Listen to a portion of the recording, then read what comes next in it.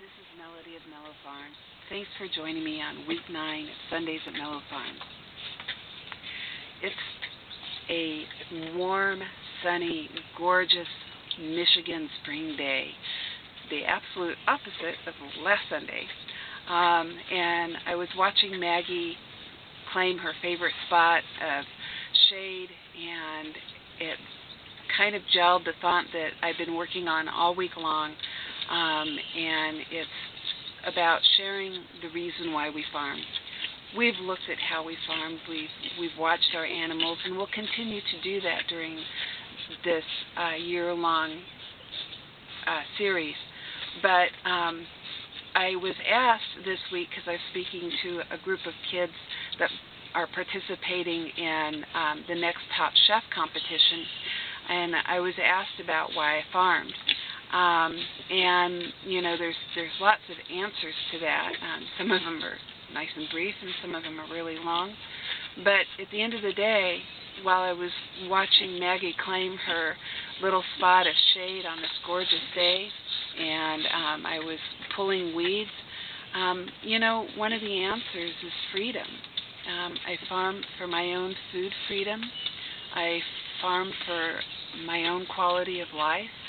And I farm to make a difference in everyone who supports us and buys from us. I'm asked along that same vein, you know, we name our pigs. You know that I spend a great deal of time with them. How can we dispatch them after we've cared for them? And many of you know that I have created a very quick answer, and that's it's not my favorite day of the week. But you know, it goes beyond that. It still isn't my favorite day of the week, but I know that people that eat protein, some of them have been touched by the same book I have. There's an author, Michael Pollan, who wrote The Omnivore's Dilemma. At the end of the day, if you are a protein eater, the best thing that you can do is find somebody who raises animals respectfully and sustainably, and we decided to become part of that solution. I'm a city girl, like probably most of you who watch this. I was in Portland, Oregon, which, while has a lot of good farms surrounding it, I didn't know where to start to find food that was well raised, and as many of you know, I became part of that initial solution by illegally raising chickens in my own backyard. But to get back to the humanity of saying goodbye to an animal that you've raised for 6 months, this answer came out the other day when I wasn't even thinking of it. Somebody asked me how I could kill something that I had named. How could I kill and eat something that I had named? And without thinking about it, I turned around and said, how could you not? How can you eat something that wasn't cared for, that wasn't responsibly raised, that didn't have its own pig or chicken or cow life true to its own nature? And, you know, I don't say it to be elitist. I don't say it to be judgmental, although I am frequently judged myself.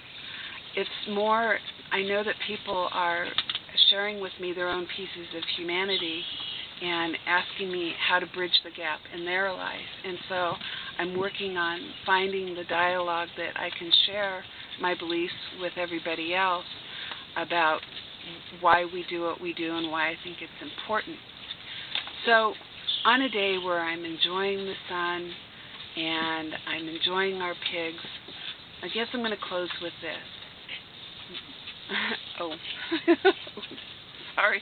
I don't know if this caught it, but pigs being their own pig self. Somebody just passed gas, and it's a little unpleasant. Sorry. Do you feel better now? Sorry. I'm going to close with this. We farm every day of the week, 24 hours a day. There's no real break from farming when you raise animals. and it's not an easy life. You're always on call, you're always on duty. But since we raise animals for food, let me close with this. I know that someday these little piglets that you guys get to see grow up, someday they'll be on somebody's dinner plate. But until that day, every single day, they're mine to enjoy and to care for and make their life as comfortable and as pig-oriented as possible. So their time here is exactly what their pig nature should be. Until next week, have an awesome one.